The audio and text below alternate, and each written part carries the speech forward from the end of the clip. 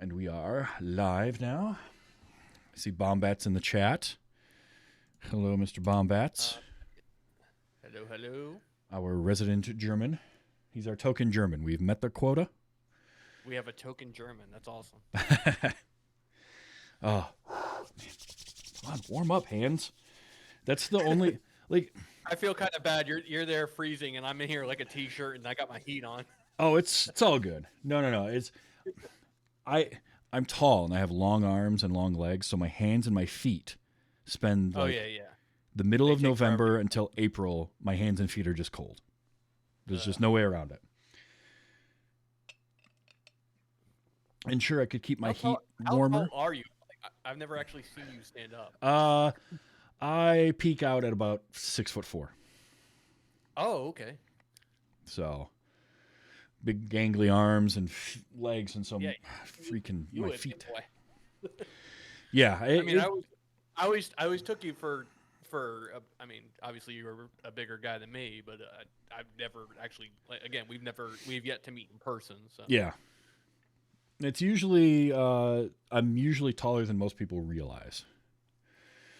Yeah, but and of course we're sitting on stream, so we don't see it. Exactly. So. Yep. I hide it well. All right. Well, I mean, everything sounds good. I think we can just jump right into it. I don't see any reason not to. Oh, you know what? I don't have. Hold on.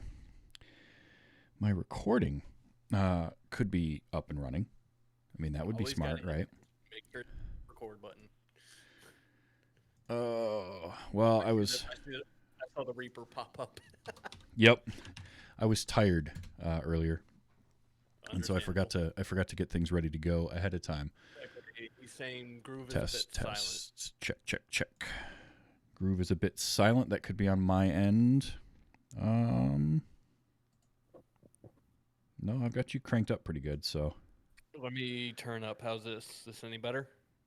It's looking better. I'll bring this up just a little bit more.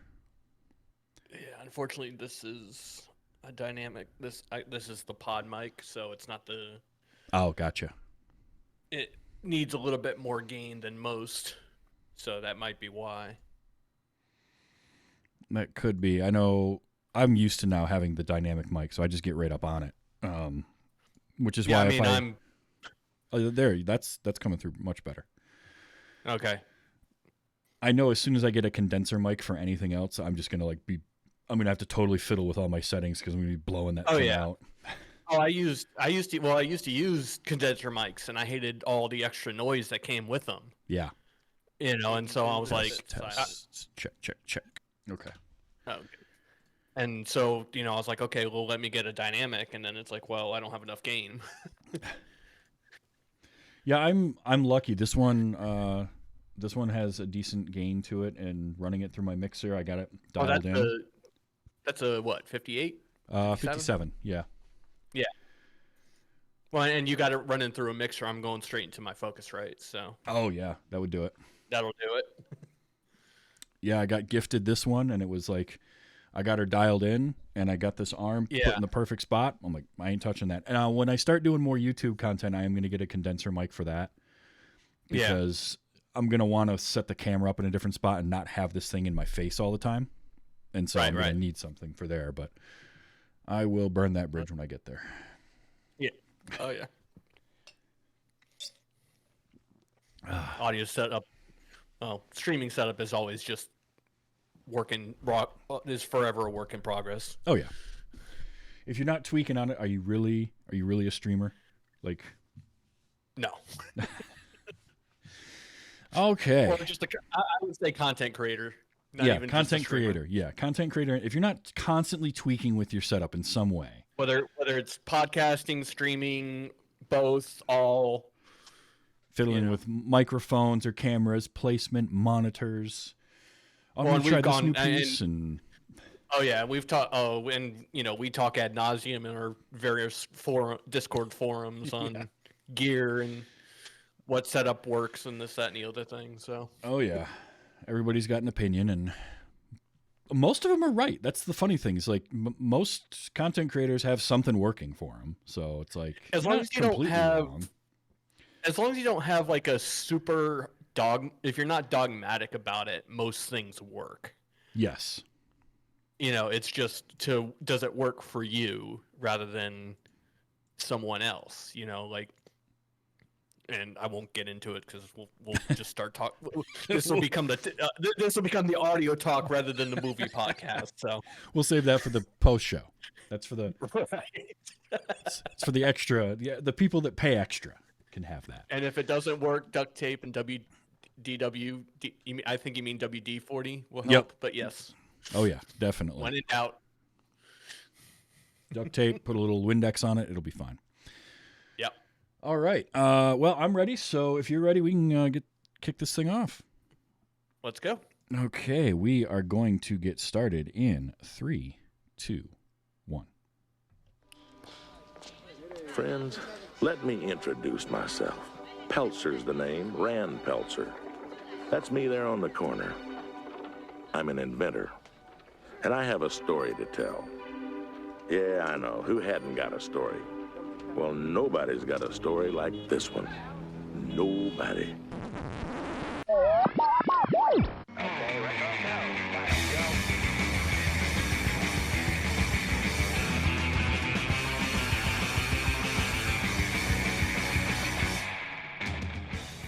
Hello and welcome. Welcome and hello. This is Wait, You Haven't Seen? A show where we talk about movies, and specifically, we talk about a movie at least one of us has never seen before. I'm your host, Travis, a.k.a. TV's Travis. This is episode number 197, and our movie this week is 1984's Gremlins. Joining me to talk about it, because he had never seen it before, it's Scott Moore, a.k.a. Grooveisforlife. Scott, how you doing? Hey, I'm doing great. Thanks for having me back, man. Absolutely. It's been a while since you were on, and we got to talking. Yeah. And you mentioned you hadn't seen Gremlins, and I had to do a double take because I thought everybody about my age had seen Gremlins. Yeah, well, I was 4 when it came out, so yeah, I am not 4 anymore, and so I couldn't. I think I said, like, I don't remember if I've actually seen it, so. So a question then would be, okay, so you don't see it when it first comes out. That makes sense. I was about 3-4 years old too, right? It's 1984 that it comes out, but you knew of it. Did it just never kind of cross your path? Never really be something that you were seeking out? Yeah. I mean, I was trying to say, like, it. Again, it's been many, many years, so. I think I like vaguely, I remember seeing like scenes, sure, and maybe clips here and there. I don't remember sitting and like watching it front to back. Okay, all right.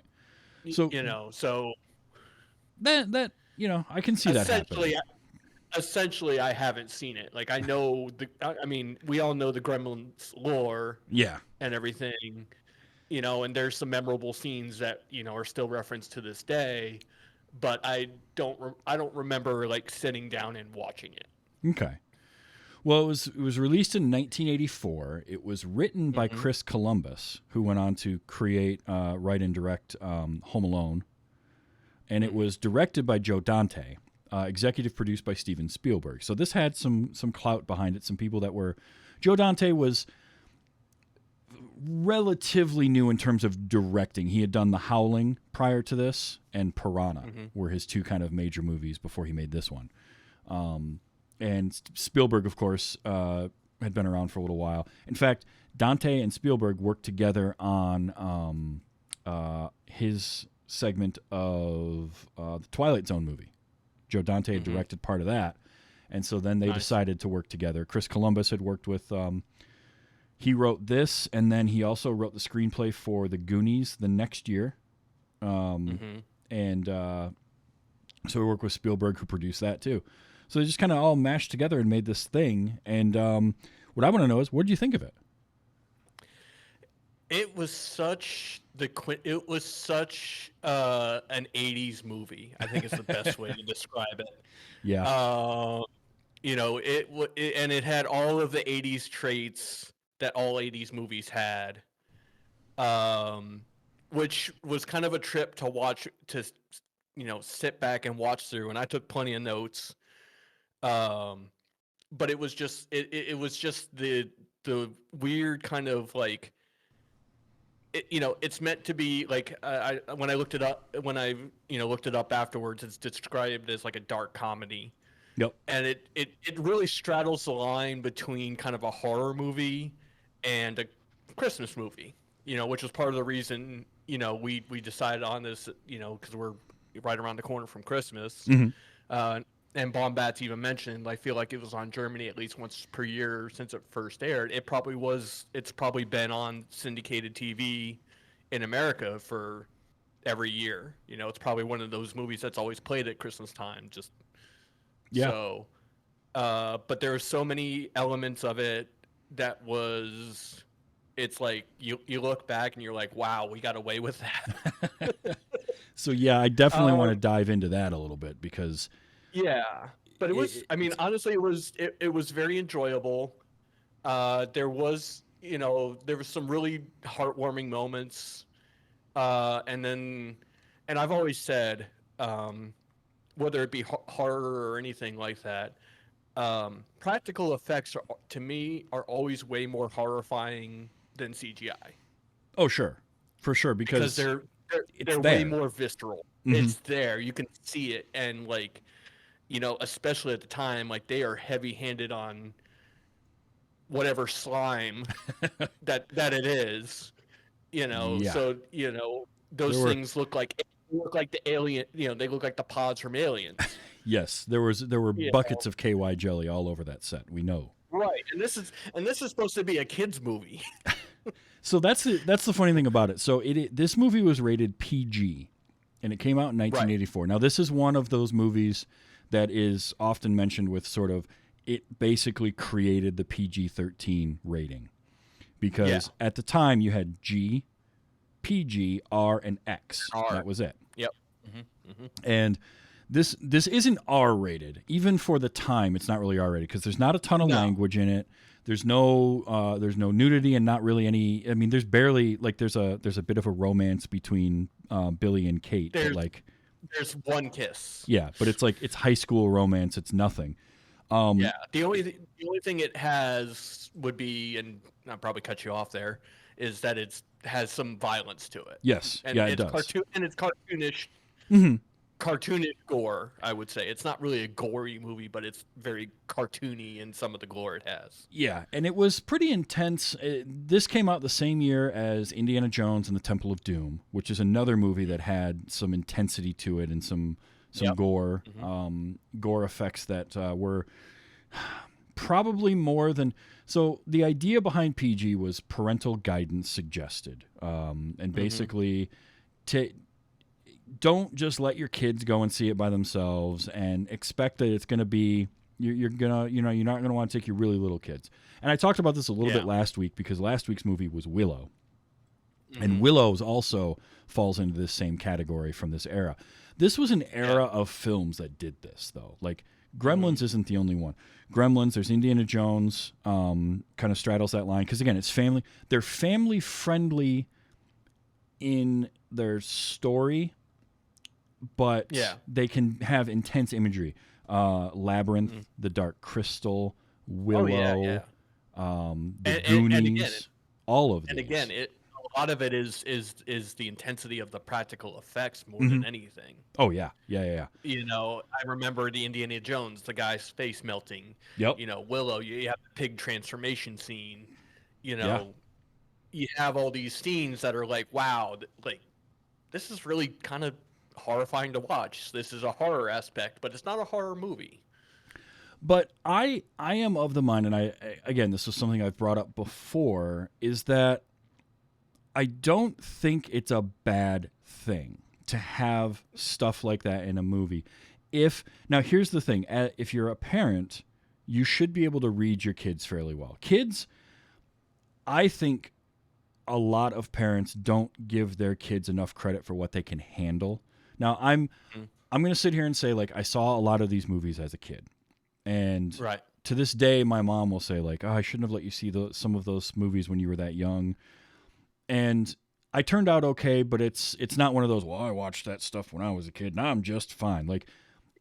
I watched it, Right. but my parents sort of knew like what was too much, what was going to be over the line. Yeah. And so I didn't get exposed to that until I was a little bit older. But like at a young enough age, sort of that 9 to 12 age, I could see things Kind like of like this, or Howard the Duck was another one that did it, where it had like Yeah. that kind of imagery. Yeah, once you hit the kind of preteen age, it's okay. Like Yeah, because I think you can handle it, and I think that kids. Jim Henson said it. Scaring kids is not a bad thing. Like kids should get scared every once in a while, and that's fine. You don't want to overdo it. And I think where a lot of horror movies are really rough for children, even in that younger, like you have to balance that horror with levity, and you can't have a lot of dread to it.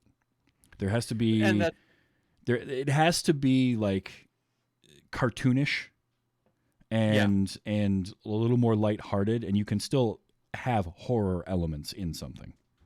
Absolutely, and you know, like that's why I say like to me it's half a horror movie and half a comedy. Yep. Where it is that dark comedy, because there's some really intense scenes there, but then it's broken up with the levity of the Gremlins doing slapstick comedy and shooting each other. Yep. Oh you yeah. know? So no, and I agree. Like, as long it's not a dark movie. No. You know, it's not a dark movie by any means, especially compared to like today's movies. Mm-hmm. But it has some intensity to it. Mm-hmm. Yeah, exactly. Because the overall tone, it is.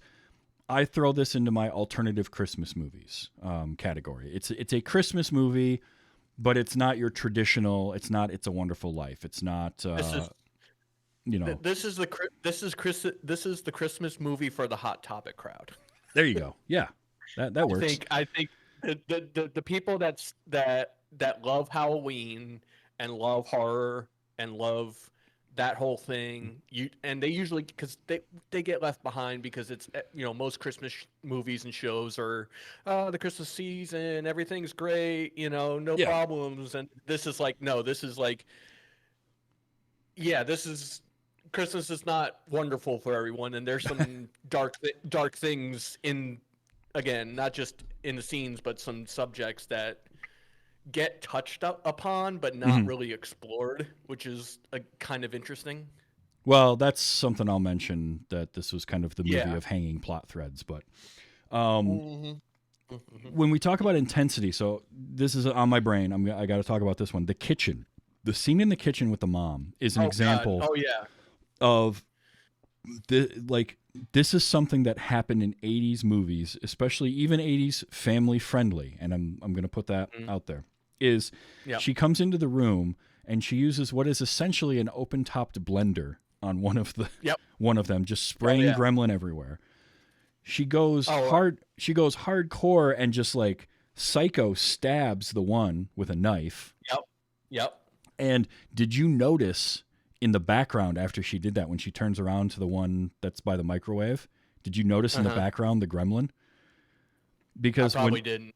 So after she stabs that Gremlin, and then one throws like the tray of cookies at her or whatever, and she turns around and she goes after him. That's the one she puts in the microwave. In the background of that scene, they had an effect. It was one of the Gremlin puppets trying to pull the knife out of itself as it's struggling on the counter. And you can see that in the background of this little Gremlin with its feet kicking, and it's trying to pull the knife out of itself. And I was just like, I can't believe, like, that's amazing that they put that in this movie. And they had shot, kind of a close up of that, and they didn't use it, but it was still in the background. And then is when she puts the one in the microwave and explodes its head. Yeah. And one of the notes I made was Mom looking like Ripley. She was. Mom, I think my note was just like, Mom is hardcore. And the thing is, it was great because she hears the stuff going on upstairs, and instead of doing the dumb horror thing where they just kind of run upstairs, the first thing she does is reach for and grabs the knife. Yep. Yeah. Oh yeah. And not like holding it in front of her, like, I don't know how to hold. No, she's like ready. She's like, I'm going into combat. Yeah, at one point You know? she has dual wielding kitchen knives. Yeah, Like I even I'm said messing that, I somebody said that up. as my note. Like she picked up the second knife. I'm like, well, she's dual wielding now. But But yeah, like she comes down and like takes 3 of them out, like very quickly, not like and without mercy. Like the look on her face was like she was not messing around. no, those Like gremlins did not stand a chance. Mama was protecting her home, and I love that. I love that about her. I wish we had had more time with her because we basically had one scene in the kitchen. Yep. And then that scene where she takes out the gremlins and then she's done for the rest of the movie. Like she doesn't show up until the end. And then she gets taken out by the tree. Yeah. Well, yeah, she has the fight with one the in the tree. tree. Yeah, she has the fight with the tree. But then, Billy drops her off at the doctor's house. And that's it. She shows up at the end. Yeah. But yeah, like Which she has a better body. Well, okay. Would you argue if she has a better body count than Billy? I am going to say yes because his was kind of one action to take a bunch of them out. Which I agree. That's I figured we were going to be on the same page on that one. Yeah, we're going quality over quantity here. Okay, Billy might have taken out more gremlins, but Mom, she did the actual killing. Yeah, Mom put more work in. Agreed. But yeah, like that's a scene that is such an 80s movie scene, and I loved every second of that. Like, yeah, and that's where the dark humor kind of comes out. Yes. I think. Mm-hmm. Like it's not so much that it's a humorous scene, but if that's a horror movie, she's running and screaming and panicking like and flipping out, right? Like a lot of the other characters. In a dark comedy, no, she's ready for battle. So I think that was awesome. So I co-host a show called Gore, and it's all about horror movies. And one of the things that we do is we have a list of tropes and things that happen in horror movies. Yep. And one of those is it's people doing stupid shit. Yeah. Mm-hmm.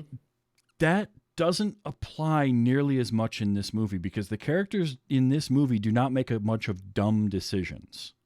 No, they don't do the dumb like Friday the 13th or Nightmare on Elm Street thing. I mean, and the mom is the perfect example of that. Stuff starts to happen in the house, and she doesn't do dumb things. She takes them out.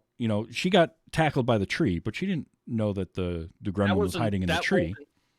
That wasn't a dumb thing. She backed into the tree, and it was there. It ambushed her. And then that wasn't. Yeah. And then you have Kate, who's stuck in the bar. And that's another one of those scenes that's. I loved, and one of my notes was literally Kate serving a bar full of gremlins was probably not the worst night she's had. No, she's definitely had worse. She was just like serving. I'm like, okay, this is weird, but okay, like, and just okay. It's probably they're at least not slapping my ass, so it's probably a good night. Yeah, and somewhere along the line, she figures out the light thing. And here's another cool thing that I love that the movie did is they've made it a point to tell you that the gremlins hate bright light. Yeah. So where do they all hang out? In a bar where it's always dim. The lights are always down in a bar anyway. Well, and I loved, and again, one of mine, because I make quick notes just for reference. Mm-hmm. Oh yeah. And one of my notes was beer is not water confirmed. Yep. Yeah. Because they were drinking it, drowning themselves in it, and nothing happened. So it's like, well, nope, there's no water in beer. Well, and that's one of the things this movie definitely didn't do was try to explain its lore at all. It's just like, here's the Mogwai, here's Gremlins, it's a thing, just deal with it. Like, hand wavy, it's fine, don't look behind the curtain. And don't think about it too hard. Yeah, and the movie is better for that, in my opinion, because... Yeah, and who was it? Was Zach? Zach Gallen? Is that his name? I can't remember. Yeah, I believe so. He Galligan, Zach Galligan, who played Billy, even said like when they were making the movie, they were making fun of the whole "can't feed them after midnight" thing because that's become kind of a big tropey discussion on the internet the last dozen or so years is like, well, if you can't feed them after midnight, what does that mean? Is it only Eastern time? Like, and they were making the jokes. They were making those jokes on the set of the movie. Like, wait, midnight, but it's always midnight somewhere. So like, it's always like, after midnight somewhere. If you think about it too hard, it completely breaks it. But that's not the point. The point isn't like, oh, we've got to solve a mystery. It's like, no, this is just a goofy, fun movie, and the rules are sort of guidelines rather than actual law. Yeah, and that was actually something that Joe Dante said in an interview. He talked about. He's like, look, as long as you don't, like, people go to a movie, they want to be entertained. So as long as you don't do something so egregious in that first 15 to 20 minutes of your movie that you lose them, they're just going to accept what's there and take it and be entertained by it. And so absolutely, they knew that it was kind of dumb, like the whole, well, they can't get them wet. Well, that eliminates a lot of stuff you can do on Earth. And you can't feed them after midnight. Well, it's just silly, but we'll just play with it anyway because who cares?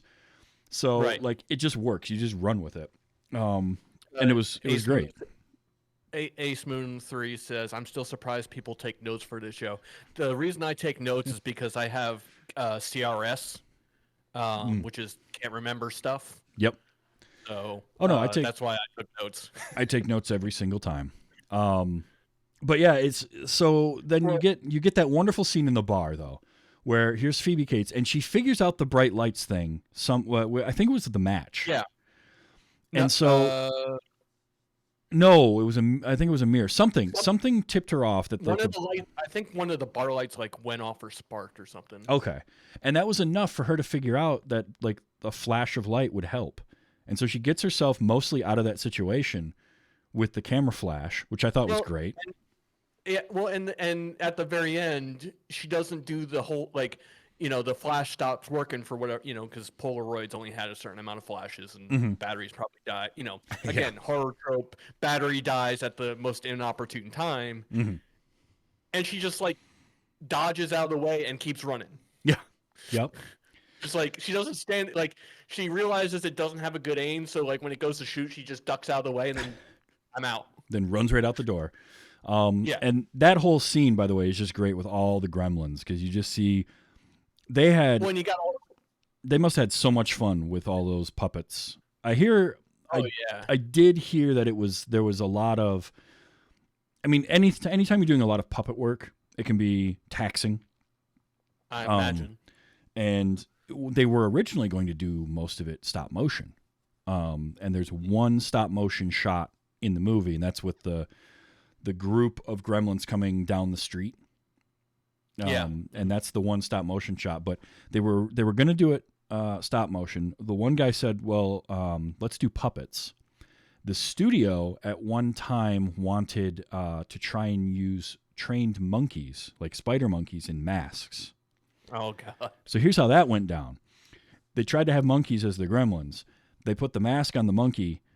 The monkey freaked out, started throwing poop everywhere. And they couldn't get it to calm down, and so he just basically Joe Dante said, "All right, so puppets then." So how about puppets? Let's go with that. And the puppets were the way to go. Visually, the puppets were the way to go. I think stop motion would have dated itself much quicker. And that scene where they're all running out after they mass reproduce, like you said, like it's like, oh, that didn't age well, No, that particular one didn't, not nearly as well as the rest of it. And I also think you lose a lot of the expressiveness of the different gremlins when you go to stop motion, because with the puppeteering, there's so much you can do with puppets, and I've talked about this with like Muppet Movie and all this, anything puppet related.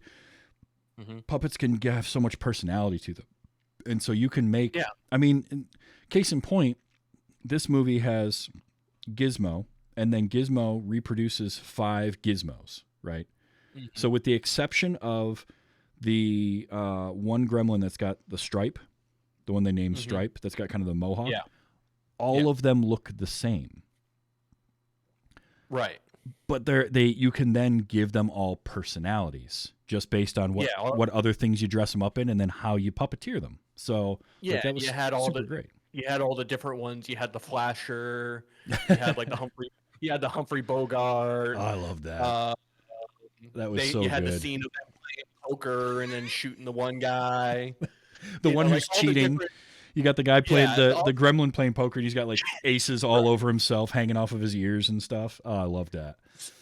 Yeah, and I think I remember, like, again, I didn't watch this movie through, but I do remember like references to that bar scene, and stuff like that. So there was one wearing Mickey Mouse ears in the theater while they were watching Snow White and the Seven Dwarfs. I got a kick out of that. And it's just great because they don't have to have any names. They don't have any real dialogue. It's all just gibberish. Most of it done by Howie Mandel, who did the voice of Gizmo. Which was a shocker to me when I looked that up.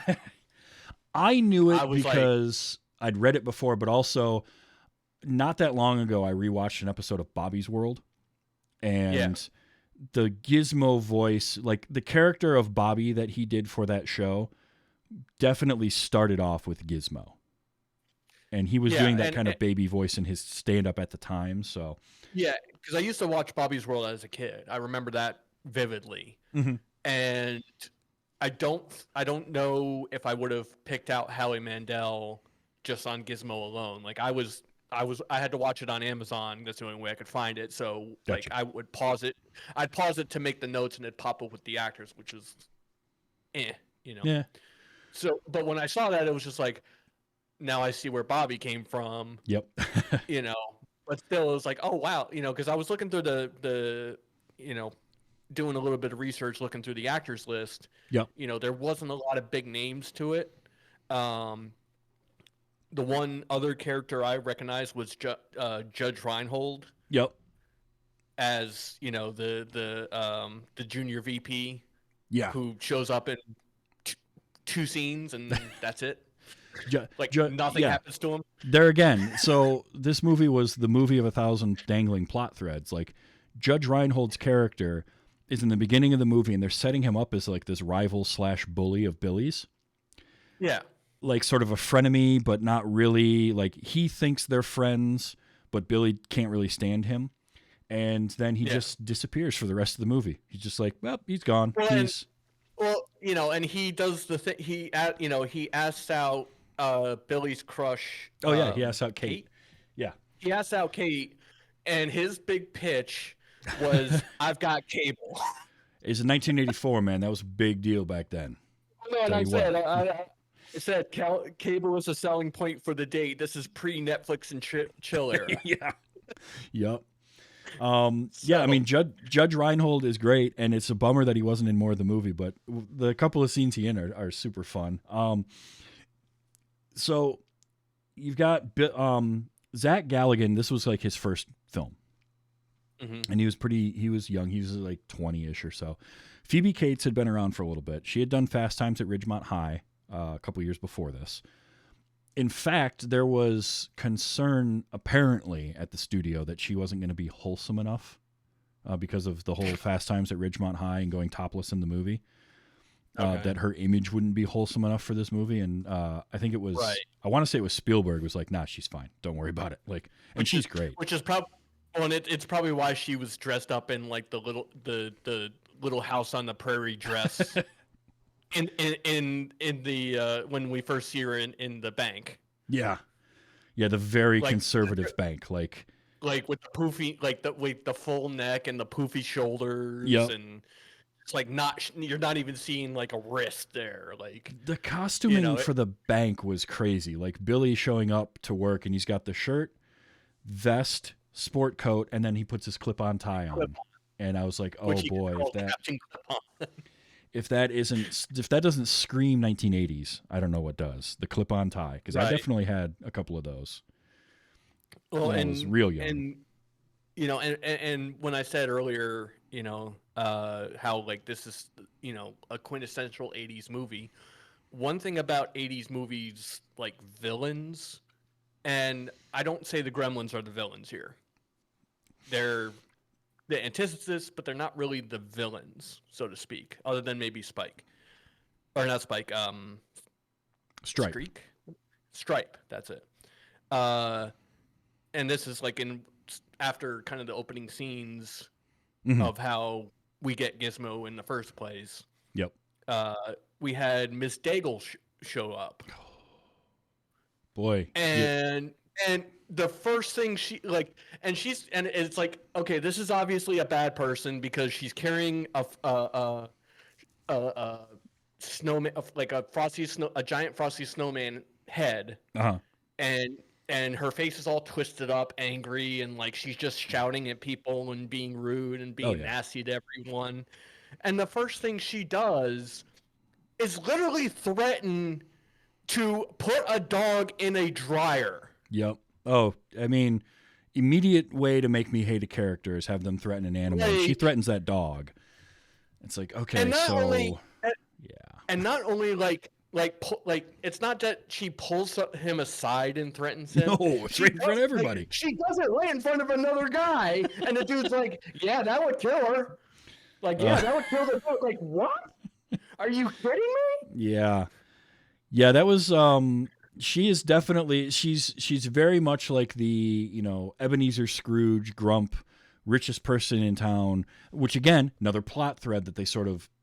They show you, and then nothing ever happens with it. Is this idea that and there's mention of her towards the end, of her husband towards the end, and everything, which is kind of like, okay, yes, obvious villain is obvious, but just of like the first thing she does is like threaten a dog, and it's just like, I hope you die, like.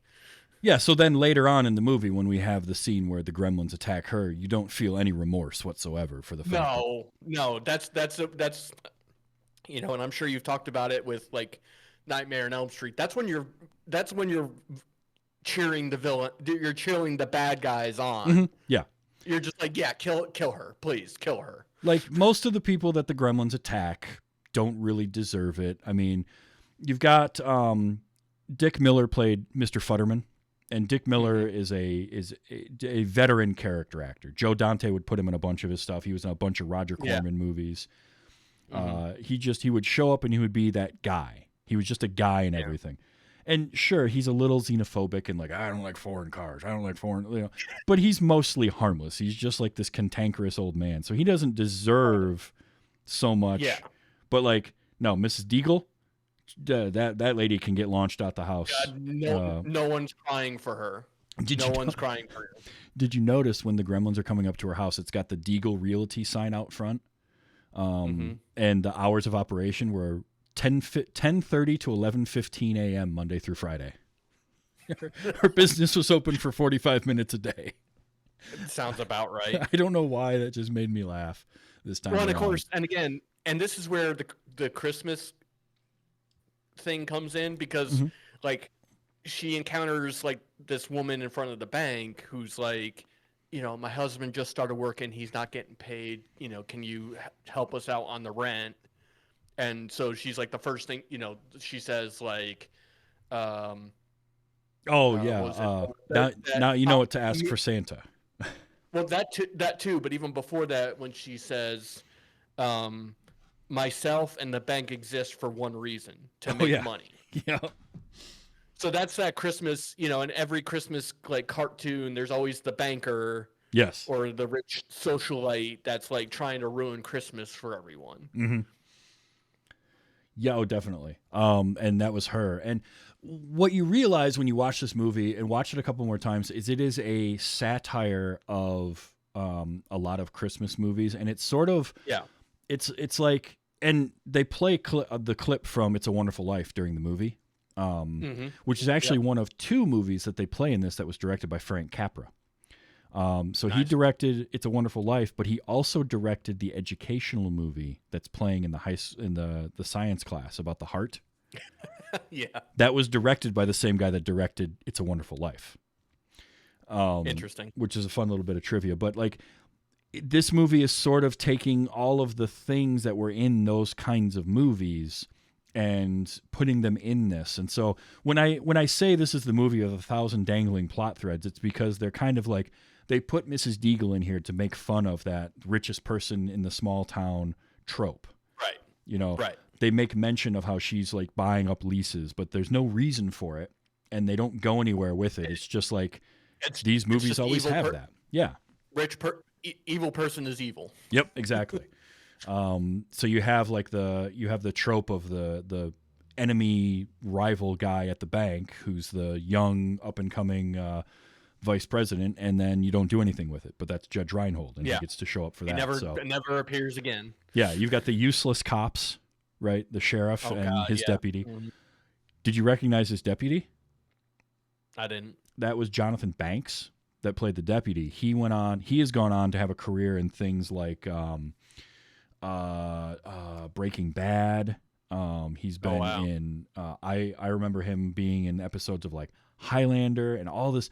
He's another one of these great character actors that almost always plays like this. Oh, I recognize him. Okay. Yeah. Okay, I just looked it up. Yeah. What I love about it is he is an incredible actor, and you put him in this goofy role, and it's like, for whatever reason, it makes those scenes with him better, just because like it's that whole catching a star early in their career.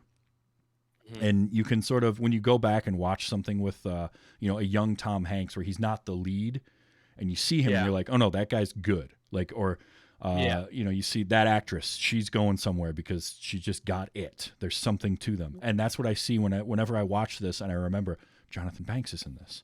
Like, oh yeah, that's right. So I love stuff like that.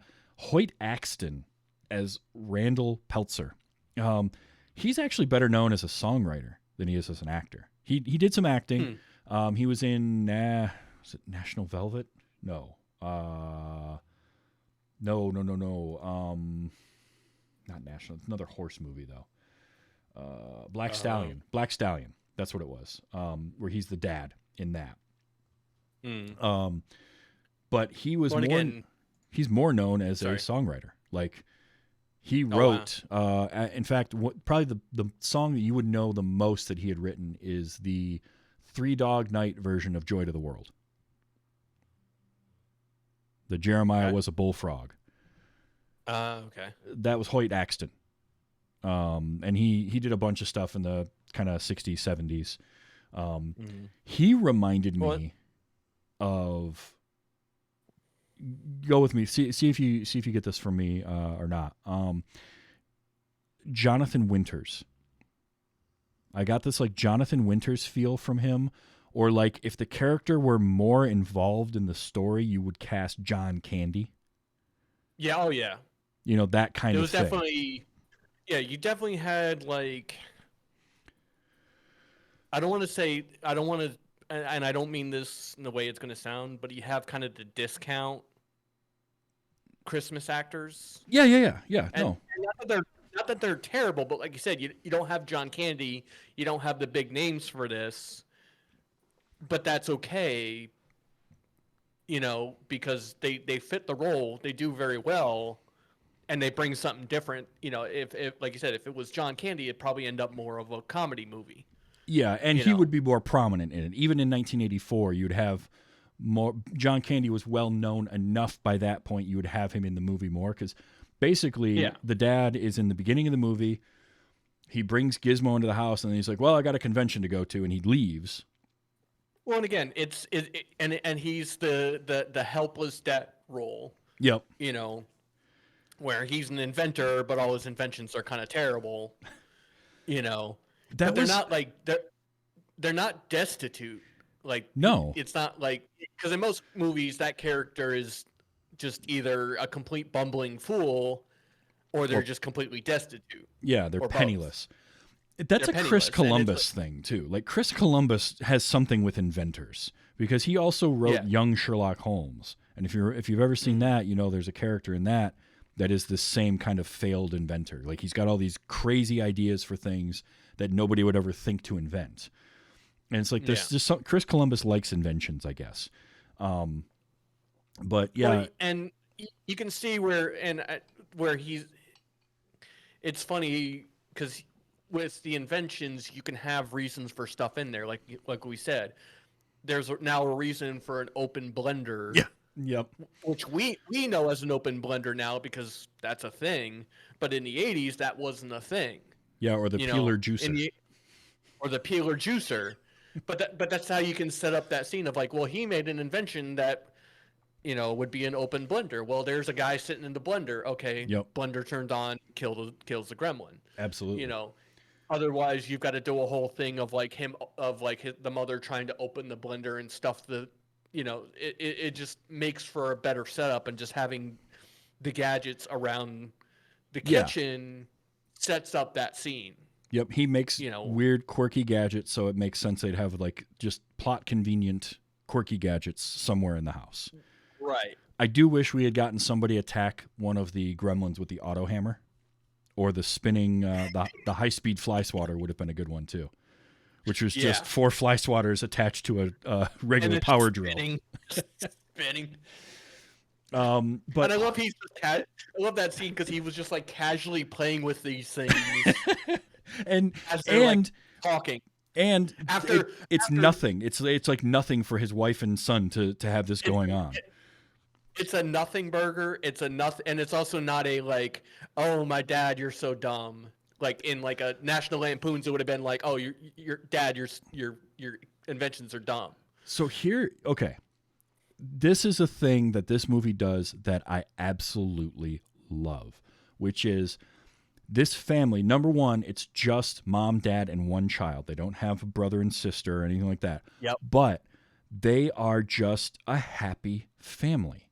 It's a good family. There's no animosity. There's no like butting heads. There's no dad can't put up with mom, or mom thinks dad's a buffoon. Like, she genuinely tries to support Rand in all of his endeavors. She tries to use his gadgets. They don't work, but she tries, and she sort of coddles him a little bit with like the phone thing where she tries to answer the phone. It's right there. It's within arm's reach.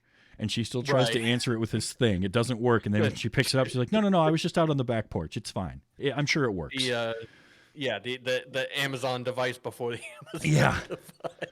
But I love that because there doesn't need to be, like, not every family and everything, especially in your family-friendly movies or television shows, you don't have to have conflict with your families. Because families aren't always like that. Doesn't even have to be insulting, because even like the scene with the coffee maker, right? that spits out like the pudding.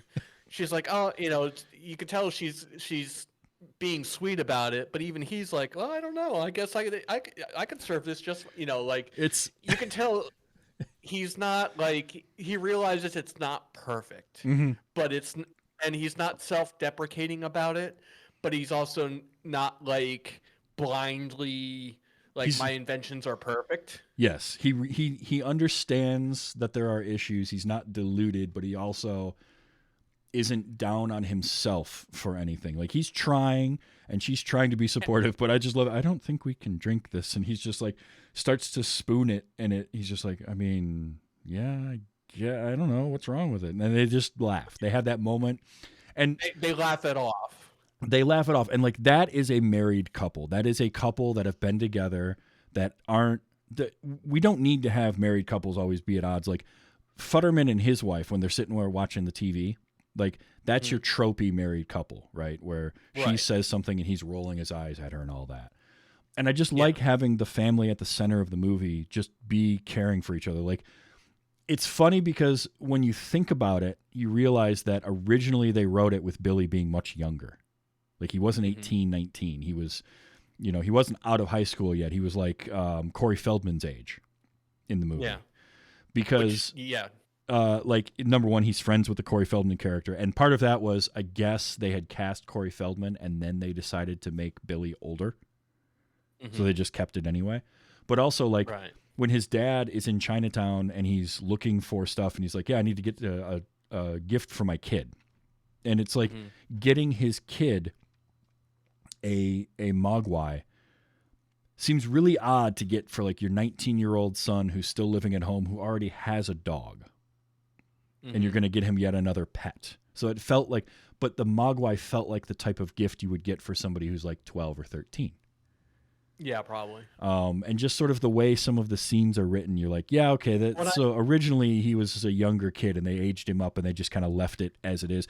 It still works. I still loved all of that. Yeah. Well, and I love that the dad never misses an opportunity to try to make a sale. He is, you know, he is an inventor and marketer, and he is always on.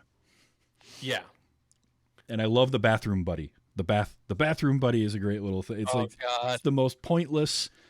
It's just like a chic razor and a pair of toenail clippers. It's a block of things, and it's great. But I love how all his inventions don't quite work, but they do. Like, the toothbrush did what it was supposed to do. He just had it over calibrated, so it just sprayed everywhere. Yeah. But I dug all that, and I read where another person who did audition for the role, because again, I saw like sort of John Candy, or like I say, Jonathan Winters, like a younger. Yeah. If this were made a few years earlier, Jonathan Winters, I think, would have been great in that role. And the voice, I think also, Hoyt Axton's voice made me think of that. But another name that was attached at one point was Pat Hingle, who, if you ever saw the original, the 1989 Batman, he was Commissioner Gordon. Uh-huh. And according to Spielberg, I think it was, his audition was great, but it was almost too good. Like, his audition was for a character that didn't fit the movie that they wanted, but it was such a good audition. And I just, it's another one of those where it got my brain turning, like, man, I wouldn't mind seeing Commissioner Gordon as his dad in this, as like the failed inventor, because I love Pat Hingle. I don't know what it is about him, but when I see him and stuff, I just smile. And so I thought that was kind of fun. But like, you mentioned how there's not a lot of big names, and there aren't like stars in this, because this movie was made for $11 million in 1984. And it opened. And I think it goes to over like 200. Yeah, it was million. Something like 150 million in its initial run in the U.S. And it opened opposite of Ghostbusters, because it was a summer 1984. And it was number 2 in the box office behind Ghostbusters, partly because apparently, while Ghostbusters did great all over the country, in New York City, more people went and saw Gremlins, supposedly because people in New York City were pissed about Ghostbusters shutting down the streets to film, which I could see that. I can absolutely see that being true. I can absolutely see that. So I'm from the Northeast. So I can absolutely see that. Yeah. Like, they were just like, that movie, that thing shut down, and I ain't going to see that. Yeah. So yeah, but this did. I mean, again, we mentioned Judge Reinhold, Phoebe Cates were well known. Now, Phoebe Cates, I know her from Fast Times at Ridgemont High. I know her from this movie, but for some reason, this time around watching it, I was like, if this movie had been made 15 years later, her character would have been played by Katie Holmes. Like, Katie Holmes, to me, is like the late 90s version of Phoebe Cates. Like, they occupied that same sort of realm of the types of roles that they would get, is what it felt like watching it, especially this time. Well, and it was the girl next, well, I mean, obviously not quite next door, but it was like the girl next door, but she's been through some stuff. And in this case, the one. And, yeah. So in a movie that's got a lot of horror elements, the darkest moment in it is that story she tells when they get into the, like, what is it, the house or whatever. Yeah. And it's a weird thing because it feels so out of nowhere in the movie. And it really, like, let's just drop this trauma bomb on everybody. So, from what I understand, in earlier versions of the script, that story was from the perspective of a different character, and I think it was supposed to be told by. What did I read? It was supposed to have been told by Dory, actually, the bar owner. But the character of Dory basically got cut, and so they gave the speech to Kate instead, and he was telling it to like kids that were going to sleep or something. So it was going to be more of like I'm going to tell you kids a nice story to go to bed to, but it's really this horrific thing that happened. Yikes. But yeah, it's so out of nowhere that suddenly, because they touched on her character not liking Christmas. Well, and the thing was, and she said that, and I'm like, okay, so here's what, and she starts telling the story. I'm like, okay, here's where we touch on the thing she said early in the end, because she talks about like depression and some statistics about Christmas that we won't go in about the holiday season that we won't go into. Right. So it's like, okay, so this story is going to end up in B. Mm-hmm. I'm thinking, and then all of a sudden we're end up in like Z somewhere.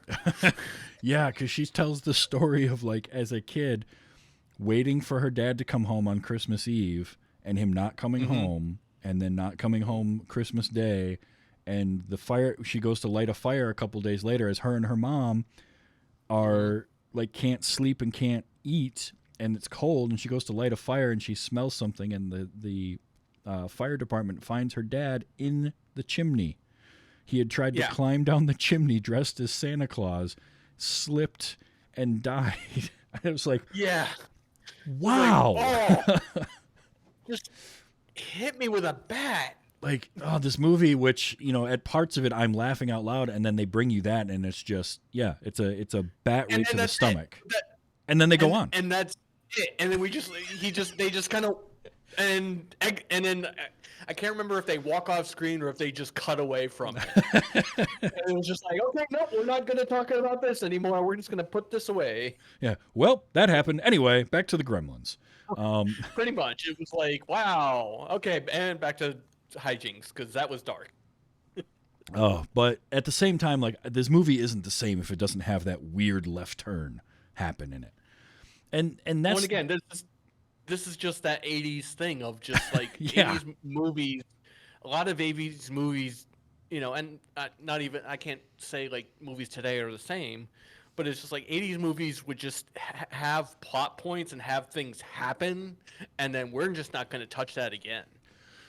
So, yeah, I wanted to bring this up, and I want to see what you think about this, because that kind of dovetails into my thought as I'm watching this movie this time around, is what they had as a script and what the final movie was are two very different things. Right. There's all sorts of trivia and interviews and things where Dante or Spielberg or whoever are talking about like the different things that happen and change throughout the movie. Spielberg would be like, well, this should be more family friendly. We should have, make sure you can see Gizmo in this shot. Or Phoebe Cates talking about the kiss with Zach Galligan being like kissing her brother, because Spielberg was there on that day, and just like all this weird stuff. And it's like all these changes getting made, and the idea that Gizmo and Stripe were not originally two different characters. It was going to be just Gizmo. And it was going to be Gizmo that changed, and Gizmo that was... And Spielberg is like, no, he's cute. He's adorable. The audience is going to want to attach to him. We need to make this a separate character that's sort of our evil gremlin, and keep Gizmo as the Mogwai. So they're changing things there and all of that. And it doesn't feel like the type of movie making that happens as much today. Like, it still can happen. Obviously, there's still changes to things as you're shooting, but so much of today's filmmaking is either incredibly plotted out, and all of that stuff is kind of hashed out in pre-production before the green light has ever really gotten around to. And you don't see as much of this like weird mishmash. And that's where this movie becomes the 1,000 hanging plot threads, is you have these ideas and then they get changed, but you've already started filming things. So you just sort of leave them alone, and you got to move on to something else. And this is also the time where, movies and a lot of media was on a strict timeline, because this was sitcom era. This was, movies cannot be longer than 90 such minutes. Anything longer than that, no one's going to watch a 2-hour movie, right? Right. TV shows, very structured. You had to have specific timings for ad breaks and for cuts like that. So there's probably a lot more that was shot that ended up on the cutting room floor. Oh yeah. Because of the timing. Like now, they probably would have turned that into like a 2.5 hour movie, and we would have explored all of the threads. Well, but then yeah, apparently the it would have, original rough cut of this was like 2 hours and 40 minutes. that's what I'm saying. So And in the 80s, they're not putting out a movie for 2 hours. no. And you get things like, because they split Gizmo and Stripe into two characters and make the Gremlin. So you have a Stripe Mogwai that turns into the Gremlin. You end up with a thing where Gizmo is barely in the second half of the movie. And he's there, but he's basically in a backpack the whole time because the puppets they made just weren't made for that kind of articulation. So they didn't have the way to do it. That's actually why he ends up in the car driving. And they signpost that earlier when he's watching that Clark Gable movie and getting into the driving. But like that was an easy way to then get Gizmo into the finale of your movie and be able to move him around, because a lot of the Gizmo puppets were sort of built to be like they were wired into a desk or a table, and then they could puppeteer them from there. And so because Spielberg was like, no, keep Gizmo in the whole movie because he's cute and we're gonna like him. Now it's like, okay, well, he's in the movie, but he's basically in a backpack. He's just running around. We hear him. Even initially, like you can tell, I think some of the initial shots of Gizmo made him look kind of creepy. Oh yeah, oh for sure. So much the lighting, like you can tell, like he was made to look a little mischievous. But he was still sweet. He didn't do anything bad. And then you had to, because you also had to address of like, okay, don't feed him after midnights. Well, what happens? Well, the old guy doesn't tell us. Yeah. So, that's kind of the perfect, like, okay, well, no, they split off and the ones that eat are evil. Yep. Yeah, basically. But yeah, I just, and they literally cut the clock so they can get fed. Yeah.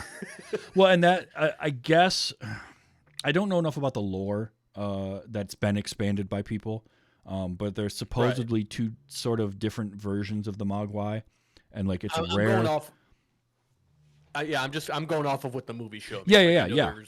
Like basically, there are some Mogwai that are like Gizmo that are kind of good by nature, but there's not as many of those, and so that's why they tell you don't get them wet because they're just going to multiply, and you're going to have a bunch of bad ones that do exactly that. They cut the clock so they can trick people into feeding them after midnight. Right. Or in the case of the one that was in the high school teacher's science lab, he'll just leave a sandwich there at 2 a.m. and walk away from it. Like, come on, man, put your stuff away. Like, you think to grab the bag of popcorn, take the sandwich with you. Yeah. But again, that was never said in the movie specifically. So that explained, like, because I had that, like, at first I thought it was the main characters. I forget his name. Billy. I thought it was like a table of Billy's, and I'm like, Billy, what are you doing? And then they cut away, and it's like, oh, it's in the school science labs. Like, oh, okay.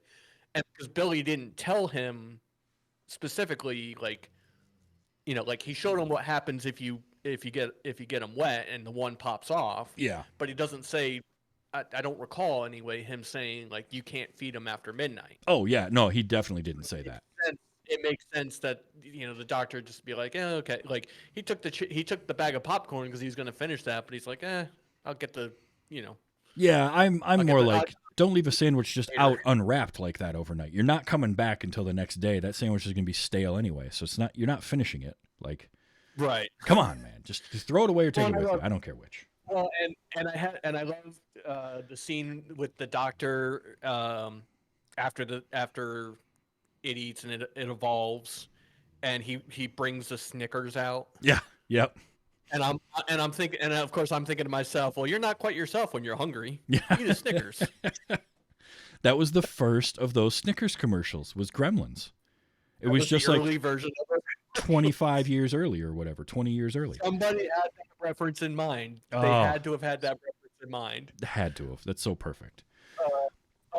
And it's funny, just speaking of like kind of references, we were talking earlier, like pre-show, about like audio and visual and stuff for streaming.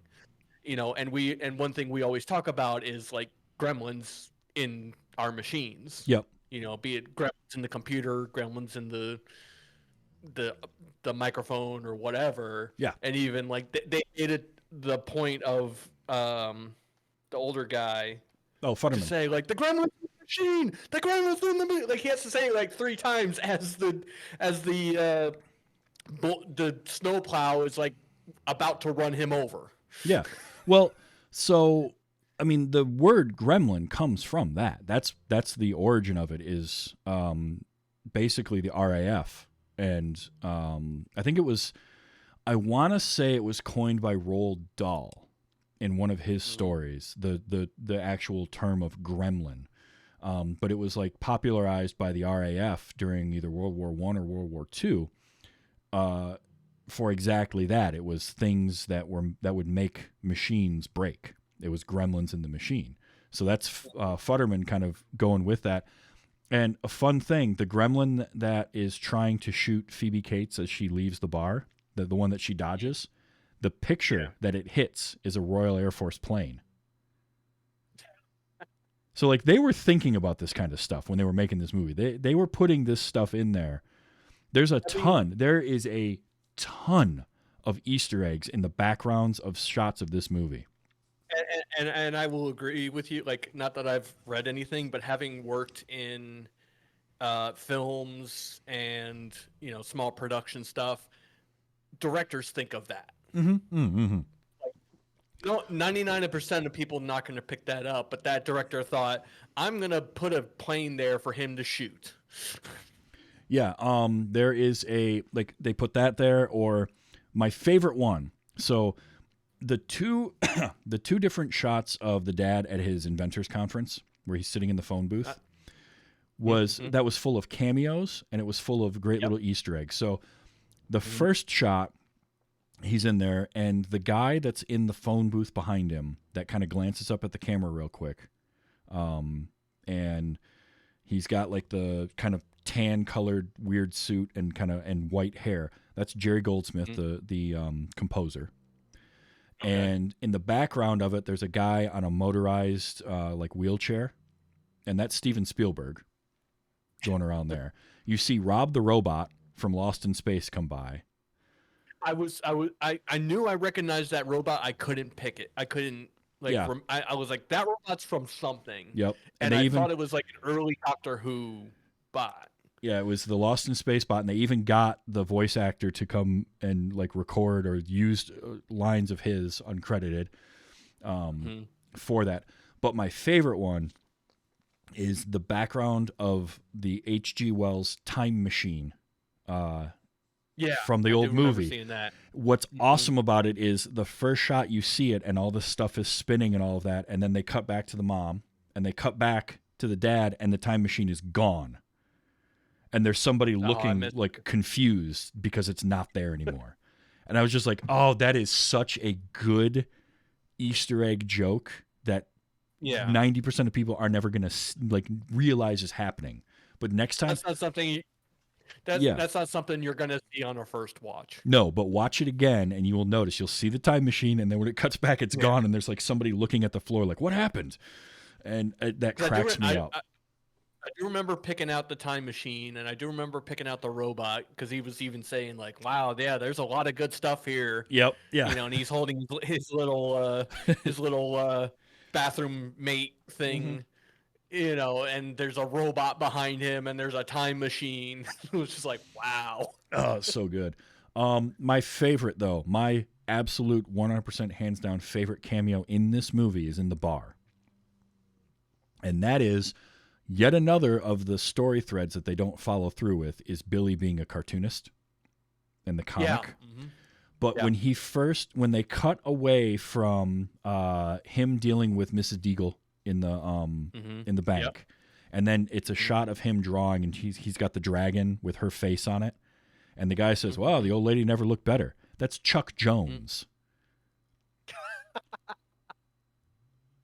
Because this was a Warner Brothers production, and they got Chuck Jones to come in and sit down. And he even says, "Thanks, Mr. Jones. I'll talk to you later," and gets up and walks away. And I was like, but you hear the voice, and then I see him, and I'm like, oh, that is, and I forget about it. because again, it's one of those Mm-hmm. it's one of those blink and you miss it moments. But I'm like, you get Chuck Jones to sit down for this throwaway cameo that, again, unless you are, if you're an animation nerd, you know who Chuck Jones is.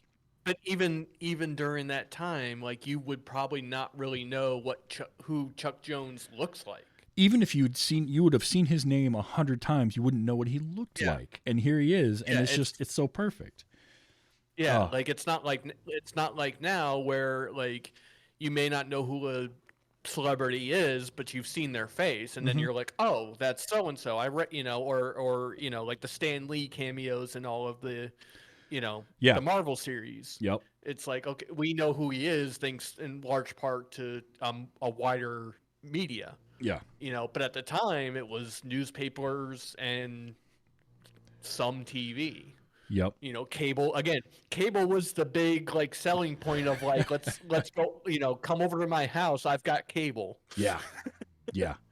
I just, when I saw Chuck Jones again, it just warmed my heart. He's my favorite of the Warner Brothers animation, is all Chuck Jones stuff. He did so many, like, of that classic Warner Brothers era.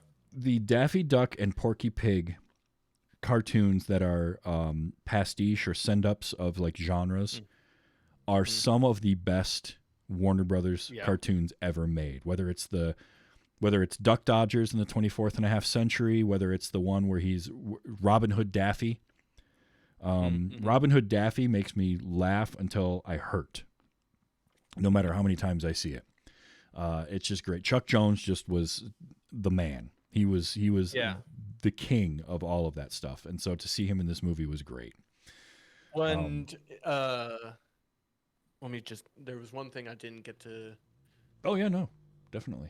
Okay, this can't be right. Okay, so there was another reference. Speaking of, like, kind of blinking, you miss it. Mm-hmm. We had the Footloose reference. With one of the Gremlins. Oh, Flashdance. Flashdance. That's Yes.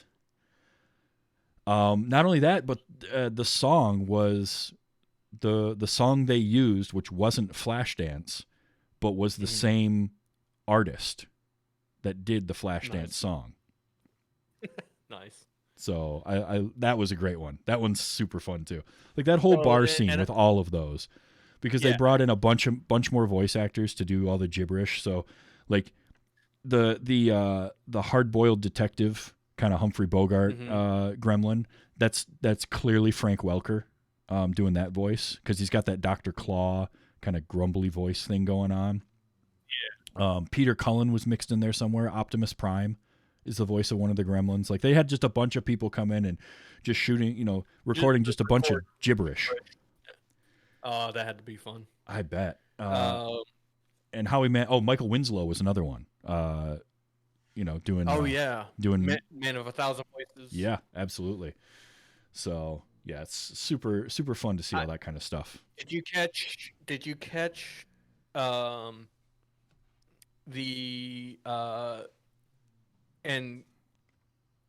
this is an '80s thing, but I think we saw it again in, like, Stranger Things, where they were playing "Oh Holy Night," but on an '80s synth.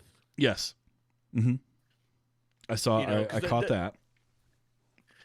Which I thought was a really nice touch, because '80s synths has like a different vibe, and we've talked about music and stuff on film. The last time we were on here,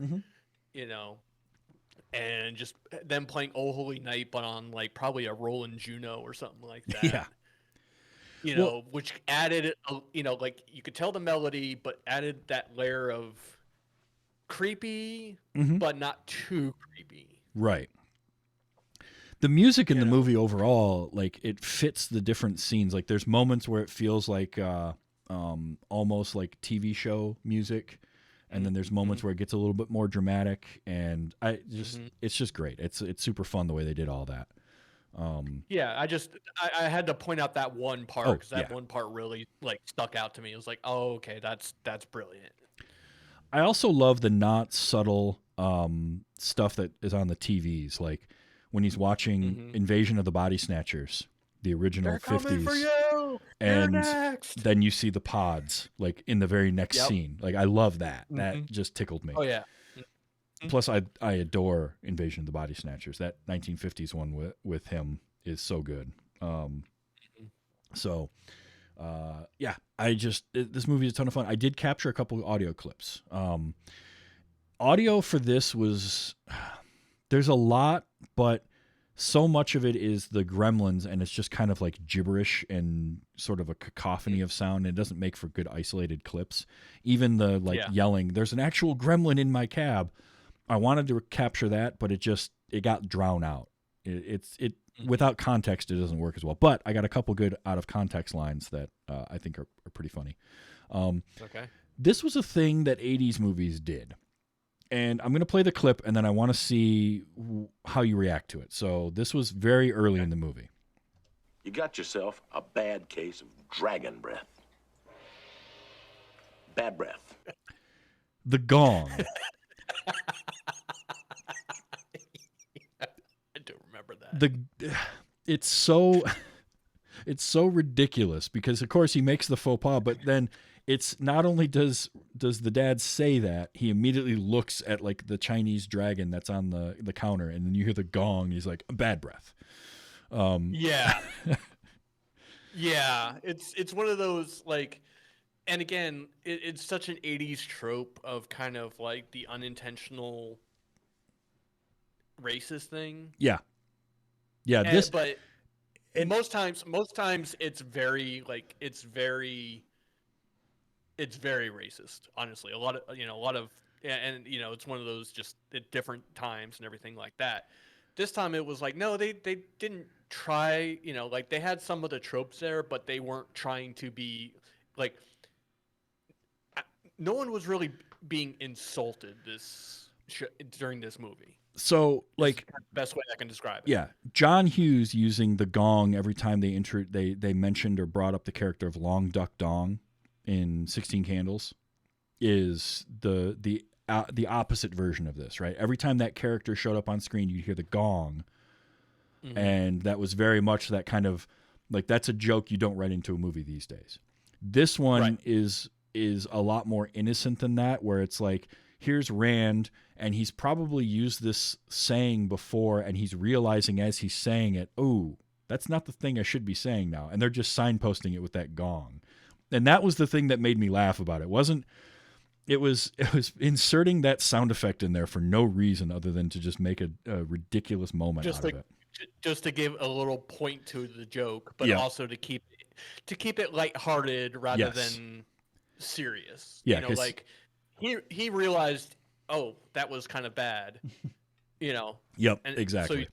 So then he says, oh, bad breath. Like, but it's also like it in the movie. It's even better because you see his eyes look down for a second, like, oh, you know what? Hold on, bad breath. Yeah, again, outside of Misty Eagle, there's not really any bad characters. Right. Yeah. She's terrible. Like, she's the obvious terrible, bad, evil character. Everyone else, like, Judge Reinhold's character is just kind of an arrogant prick, and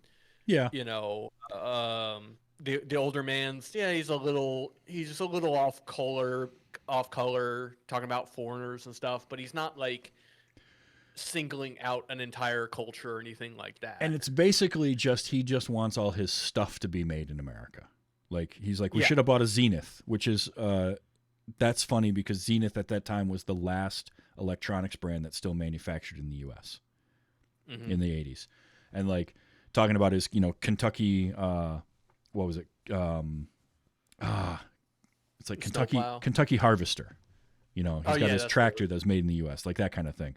But he's not a mean-spirited person. He's just like, I just want everything. I want to buy American and foreign and they cars. Say, like, and they even say like he lost his job, so like he's a little grumbly, but he's not malicious or just angry. It's just okay. He's been through some stuff. Yeah. He's also severely out of touch with the world at large because when he's talking to Billy, and he mentioned like, how's your comic strip coming? Which again, as I mentioned, was a thing that just like they mentioned in the beginning of the movie and then forget about.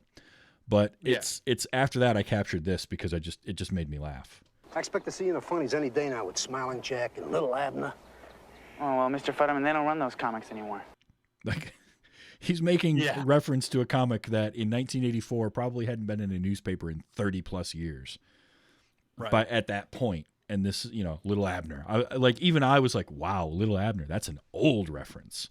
Like, yeah. So that was again, it's done in a lighthearted way where it's not like, oh, Mr. Fetterman, you're a terrible, like, oh, you're so. He's just like, yeah, they don't make that anymore. Yeah, he's just out of touch. Then, he doesn't know what's going on. But they're also not like again, like in some other comedies, especially at that time, they would have just hammered into him of like how out of touch he is and da da da da da da.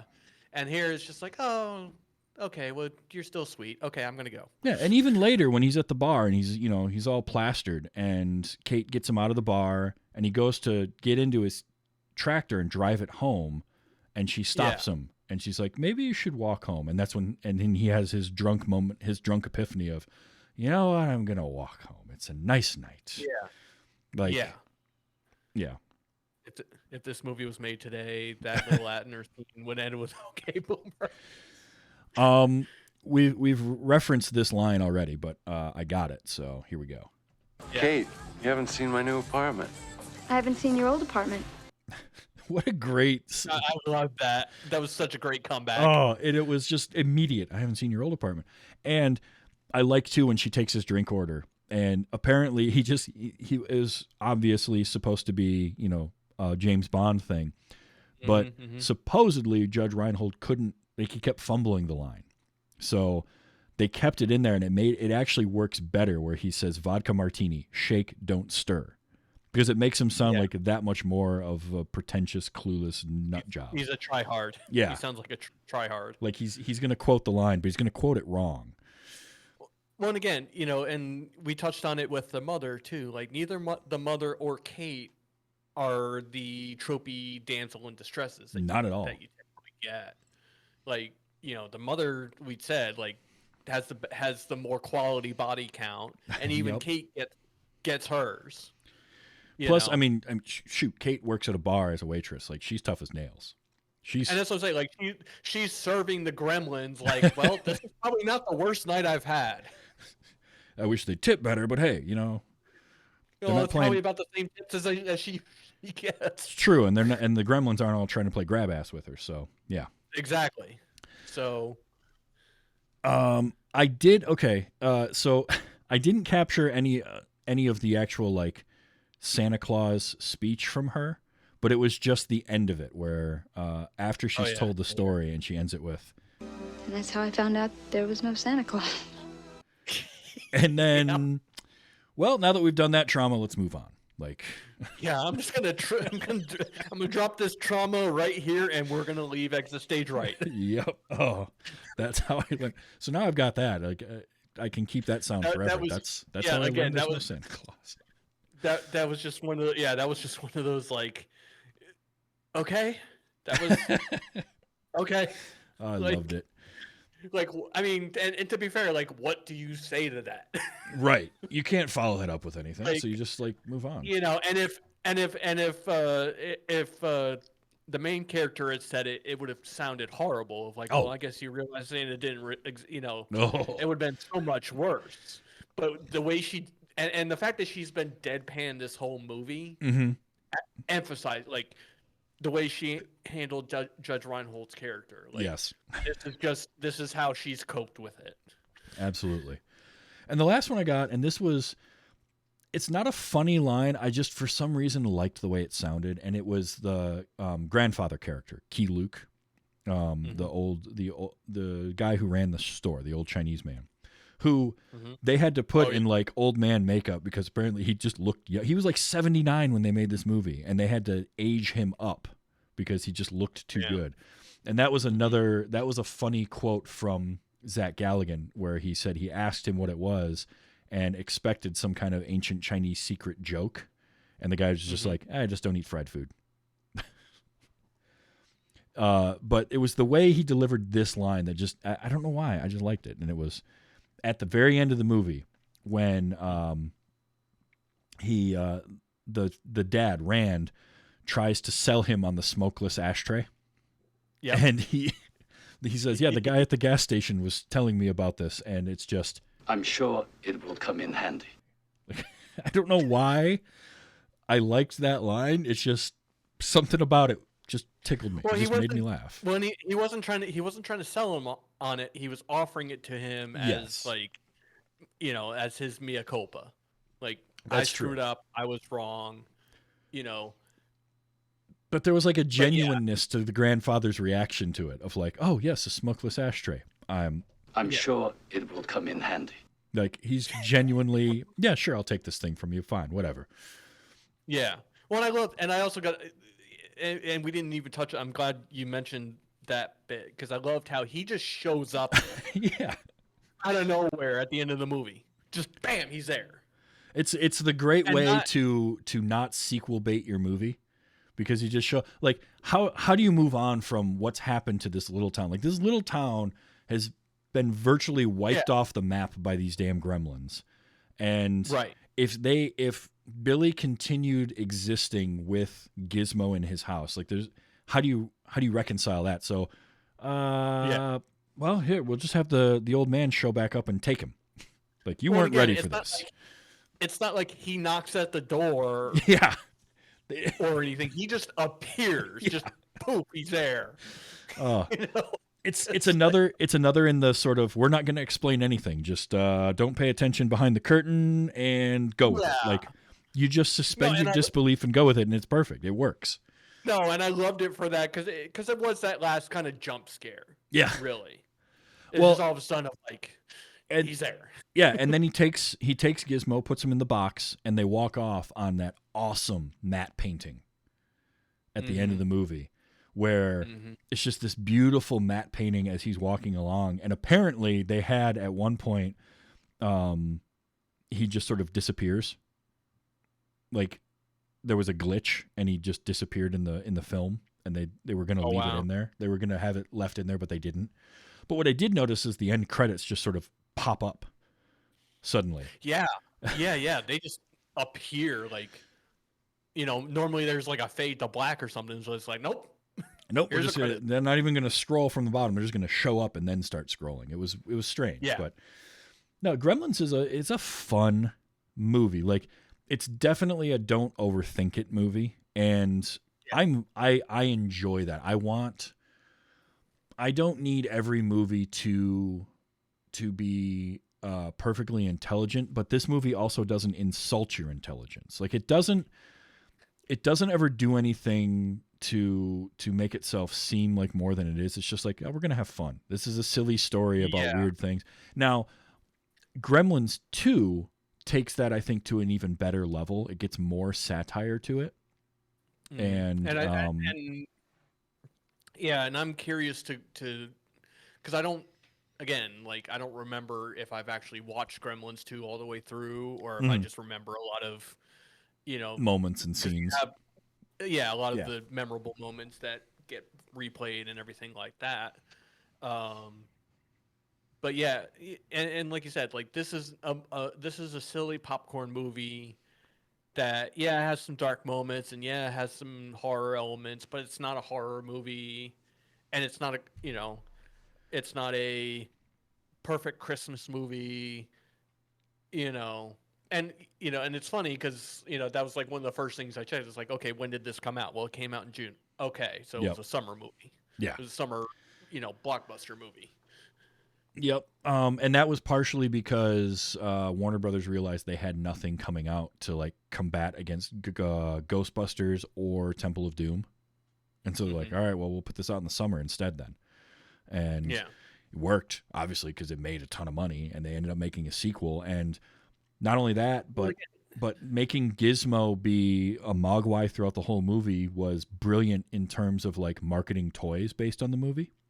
Because I know movies, especially in the 80s, movies were toy marketing. And I'll tell you what, if I didn't have a plush Gizmo, I knew somebody that did.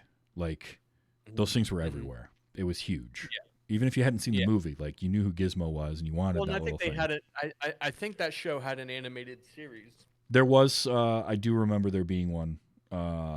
So that did help it too. It's one of those. If a movie was big enough, they're gonna market the ever living hell out of it. Mm-hmm.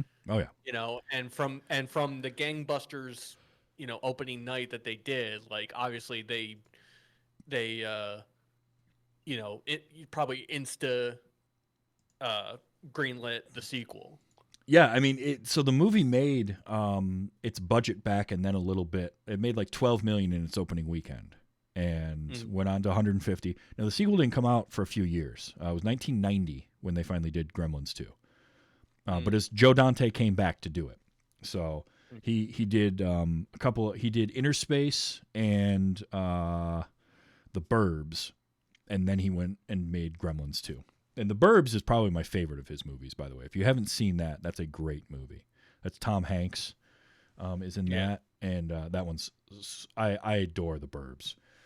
But yeah, this is a super fun movie. Now, go into it if you haven't seen it before, or you're showing it in front of kids. Realize that there is some cartoon levels of gore, but like we get a gremlin that's exploded in a microwave. Yeah. Which is probably the worst of it. Yeah. That and Stripe's death at the end. That's pretty rough. Where he kind of melts. Yeah. Yeah. Like from the sunlight, which is the only one they mention that sunlight will kill them, and then it's just the one that gets killed by the sunlight. Right.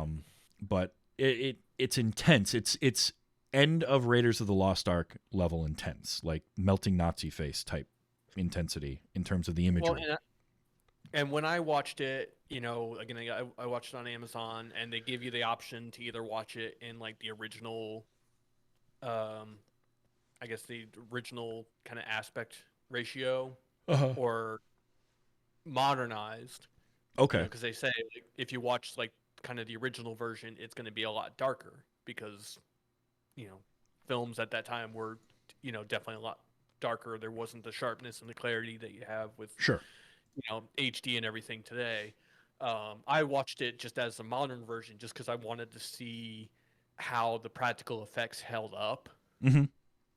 And again, I've said it earlier, like I think practical effects are, definitely more visceral, but even then, like seeing the striped skeleton at the end, it's like, oh, it's plastic, it's melting.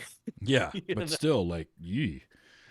Now, if you were if this movie were made, say, between like 1995 and 2010 to 2015, it would have been overly CG'd in terms of what the Gremlins would have been, and it wouldn't age as well as the puppets do. Now, if it were being made in the last, say, 5 years, now you're talking where they would have done a lot of puppets with CG extensions to it, which is much better. Like, which could be which might be interesting for a lot of the different gags. Yeah, or they may have had more options for different gags that they just couldn't do because of.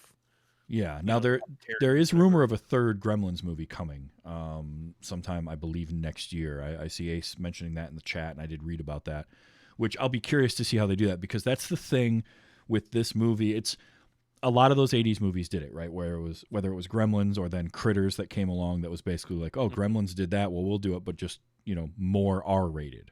But having those puppets, and that's what aged this. That's what makes Gremlins still fun to watch today. I think if it had all been stop motion, it would be kitschy, and you could watch some of it, but it wouldn't have the same staying power that those puppets have. Yeah. So, yeah, I agree 100%. Like again, we talked about the one stop motion part where they're all running out on the street. It's just like, yeah, that did not look good. No, like, thankfully it was only like a couple seconds, so it wasn't like long enough to really pick it apart. But it was just like, oh, okay, yeah, let's cut away from that. Like, I have nothing against stop motion. It just doesn't age as well. Well, and it depends. If everything is stop motion, if you're making a stop motion movie like a Nightmare Before Christmas or 9 or something like that. I was just about to say, if you're doing something like that where it's entirely stop motion, that's one thing. Yep. But having stop motion in a live action movie with puppets, that doesn't mesh as well. Like it's interesting, right? Too much media. Because like animation mixed with live action can work, and it has more often than not, I would say. But for some reason, stop motion, and I think it's because like hand-drawn animation or something like that, a Roger Rabbit, for instance, there's such a difference between Eddie Valiant and Roger Rabbit that you can somehow kind of believe that this could interact, especially when they do it as well as they did in that movie. But there's something because more often than not, your stop motion is miniatures. And so you have not only the stop motion animation to mix with live action, but it's a scale thing too. Anything you're doing in stop motion, you have to build your sets at scale. Some things don't scale well, and then you've got to mix all that together. It's hard to do. So I totally get that. Well, and also it's I would say it's also like a frame rate smoothest thing. Yeah. Oh yeah. You're going to a very smooth frame rate, and then you're jumping to this kind of really jerky looking bit, and then trying to go back to it's that like again, like the puppets aren't real, right? As far as but the puppets exist in that physical space, so everything they're doing is in that physical space, so it's not like it's not the suspension of disbelief. And again, like you said, it's either it has to exist in that same space or be so widely different that it's okay because it's a cartoon now. Yeah, and like you also and the frame rate or motion blur. Like the way our bodies move and are captured on film is different than when you're doing stop frame animation where you don't get that blur of motion. And you can fudge that in hand-drawn animation. And puppets will obviously be moving and are in real time. But even like your better go motion type animation that got developed still doesn't quite have the feel of really being there. And so that's why it just doesn't age as well. And the puppets look great, and that's the best part. Like the puppets look good. And that was the thing. I was and that's why, like I said, I wanted to watch kind of the modern version because I was really curious to see how the puppets held up. Yeah.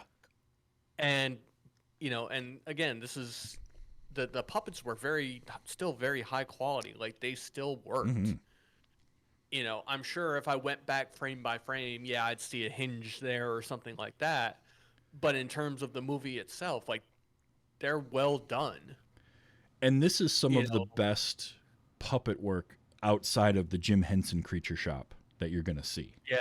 Usually your best work is Jim Henson stuff and the Henson Creature Shop. And this isn't them, but it's like not that far below it. It's really good. It's on that same level. Absolutely. Well, this is fun. I'm really glad you got to see this movie, and now you can tick that off your list, and you can tell people, yes, I have actually seen Gremlins. I don't have to question myself anymore, so that's good. No, this is great, and again, it was. This is one of those, the holidays are rough. Yeah, doesn't matter who you are. The holidays can be rough, can be stressful. Work's been stressful for me. This was the perfect type of movie for me to just chill, shut the brain off. Yeah. It's a good popcorn movie. If I had other people watching with me, it would have turned into an episode of MST 3K. Oh, for sure. But it's just a fun movie.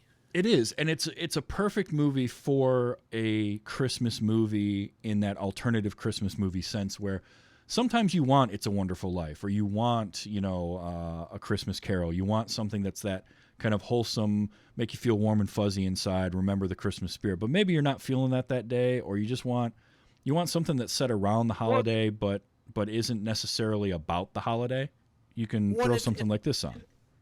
it still has some of the heartwarming moments. It Like, does. It definitely it still has that, like, because there are some alternative Christmas movies where it's gone, like you get what's that one movie that came out where it's like the violent Santa. Oh yeah, Um, yeah. or you get the cynical, like, you know the Billy Bob Thornton Yep, Bad Santa. Mad Santa, which those movies have their place. I'm not saying that as a negative. This movie was still heartwarming, but still funny. Absolutely, absolutely. And Yeah. it was the right amount of levity without being cheesy. Yeah. Without being the cheesy Christmas movie, that we all know and love.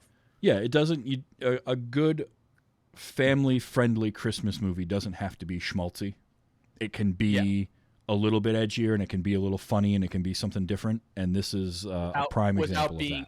Without being totally cynical as well. Yes. Yep. Absolutely that. So, super, super fun. Now, let people know where they can find what you work on or what you do. I mean, because you're all over the place doing stuff.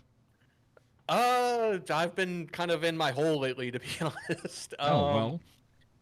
What I'm doing now is I'm editing for the Goblins and Growlers podcast, which is a podcast about TTRPG news. Okay. We're actually about to release our 2022 year in review episode. That's actually coming out tomorrow, December 19th. If you're not watching this, if you're watching this later, Okay.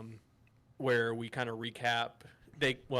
The guys recap all the episodes they did, and this one was a lot of fun because they made it into like an awards thing, so I got to have a lot of fun with like putting music and sound effects in this time. So even if you're not interested in tabletop RPGs, check this out.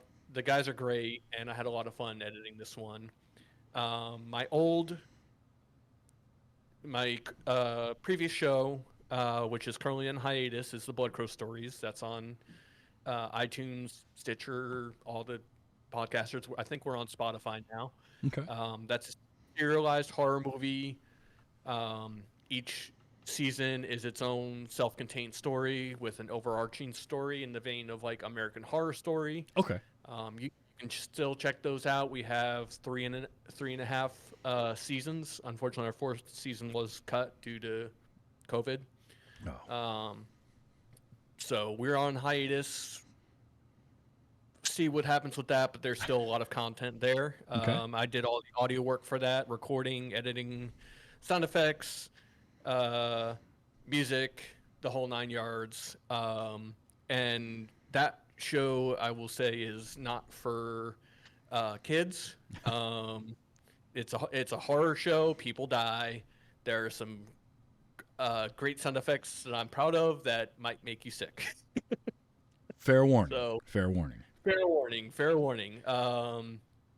Yeah. So that's everything I'm kind of doing right now, and curious. We'll see what 2023 brings to the table.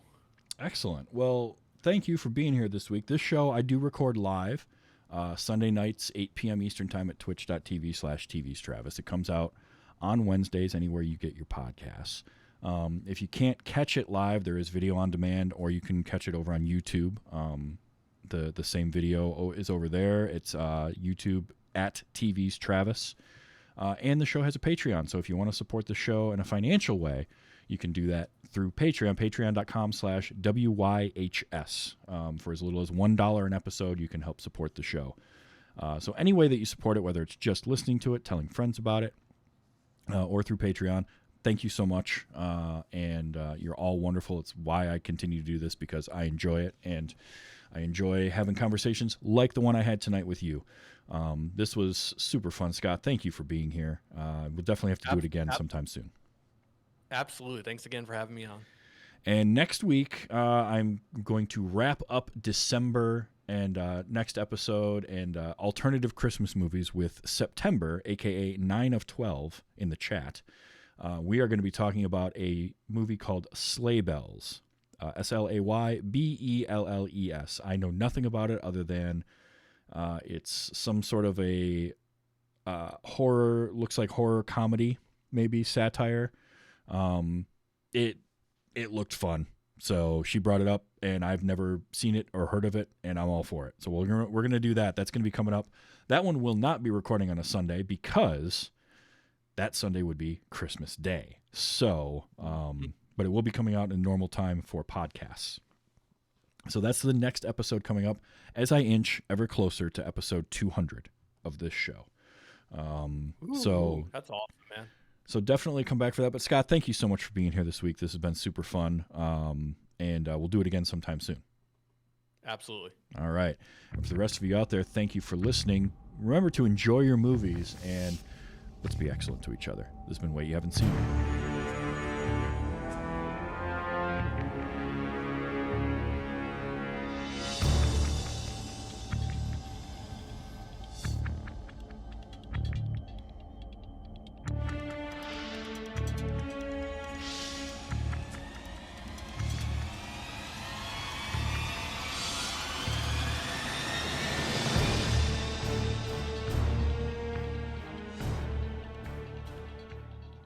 Let me drive. Now you're drunk.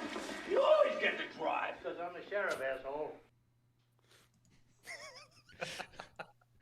You always get to drive. Cracked me up. Perfect quote to cut out on. That's great. Oh, that one's too good. Too good. Well, that was fun. Man, that was... It's so funny because I've done now 197 episodes, and you would think by now I would know I'm not worried about having enough content, but it's always like right before I start recording being like, man, do I have enough to talk about an hour for this? And then it's an hour and a half, almost an hour and 40 minutes. So definitely we had enough to talk about. Yeah. Well, and that's, you know, again, that's why I took notes when I watched the movie, you know, because I was just like, I know there's stuff I'm going to forget. Oh, you yeah. know? Always. And even with the notes, like I forgot to mention, like when you with the cops of, well, you always get to drive because I'm a sheriff, asshole. Yep. Yes. Like there's so many little gems like that I forgot about. But yeah, no, I mean, you're always like, you know, when you go to record, like, or when I get asked to do stuff like this, it's just like I hope I bring enough to the table that is entertaining for everyone, because I'm definitely not the movie buff that you are. No, but you have, the thing is you bring, I don't always want to have every conversation with somebody who's a movie buff like me, because I'm going to view it differently. So it's nice to have the perspective that's different. You're watching a movie in a different way than I do. Oh yeah, and absolutely. I love that. That's why I love bringing on like Amy Frost or September or you know, some a lot of women, because women will see a movie very differently from the way that I do, because I am not a woman.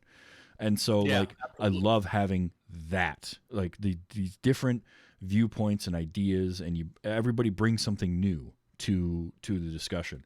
So yeah, I love that. And you picked up on things that, like, I had notes of stuff to talk about, and you brought them up before I could get to them, which is great. Well, we see a lot of things pretty similar, so it was interesting to see. That's true, yeah. You know, I had a feeling like I was, you know, I think there's things that was like, oh yeah, like Travis is probably going to pick up on that, or, you know. And even then, there was a couple things where it's like, oh, I missed that, you know. It's easy to do. I'll tell you what, man. You watch enough movies, it is very easy to do. I mean, I've seen Gremlins a few times, and there was stuff I picked up on this time around that just never noticed it before. Oh, so, yeah. Super fun. Thanks, man. This was great. No, thanks for inviting me on, dude. Absolutely. This was I mean, the last time was a blast, so I was really looking forward to this. I just wish I had more to actually promote. Oh, that's all right. You got to start getting your streams going again. Now that you're in, I knew that part of it was you wanted to get moved, and then you have the whole moving thing, and then you have kind of the recovery from moving, right? And once you get recovered from moving, then you can start thinking about setting up something. And so like, it's never it's never like A to B to C. It's like A to B. Now I got to wait for a while before I can have the energy to do C, to then start thinking about what's going to happen down the road. Like, well, and it's funny because, I went into, I had started the house search pre-Dragon Con. Yep. And looked at a couple places, put like 1 or 2 offers in, nothing really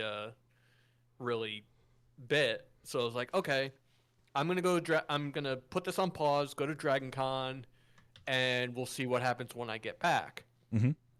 And I was expecting it, like, I was not expecting to move this year. I was expecting to move next year. I wanted to be out of my previous living situation by springtime of next year. And then it was all of a sudden, oops, I see, it's like the place I live now, like, walked into it, I was like, this is the place. Yep.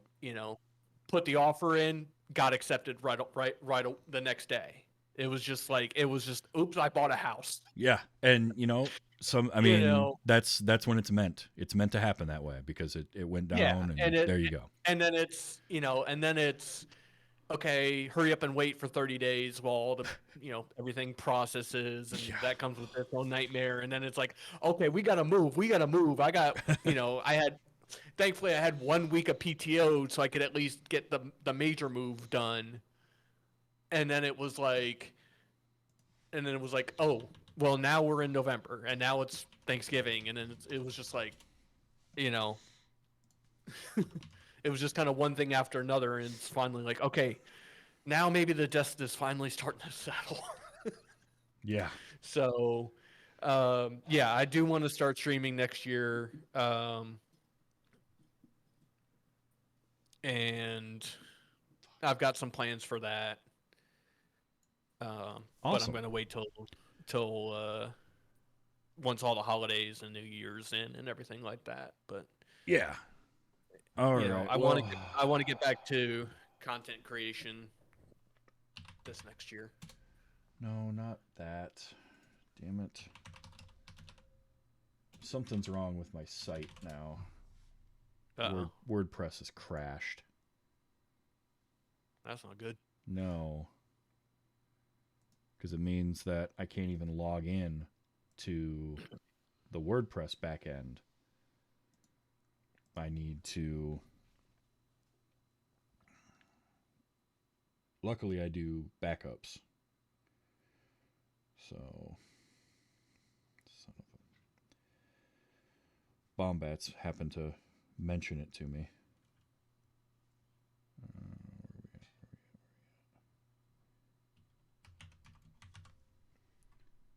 I have to get in there and figure out what the hell is going on with that, because you can't get to my site right now.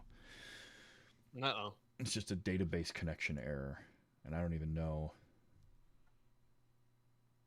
It was working as of yesterday, so. All right, well, I'm gonna, I don't know. I'll figure it out, but I'm gonna end the stream now. So, but thanks, man. Thanks for being here. No, thanks for inviting me on, dude. Absolutely, this was a lot of fun as always. All right, well, have a good rest of your day, and have a good Christmas.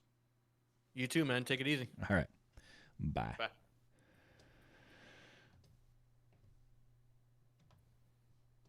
Okay, folks, and I'm going to end the stream there because I don't know what in the hell is going on with the site. But Bombats, thank you for bringing it up to my attention. I will get that fixed. Tomorrow, twitch.tv/TwoDorksTV, we are talking the Twilight Zone Christmas episode. And then Highlander The Source on Tuesday for the wrap-up of our Season 5 of Let's Watch Highlander. So until then, everybody, have a great night. Thanks for being here. Bye.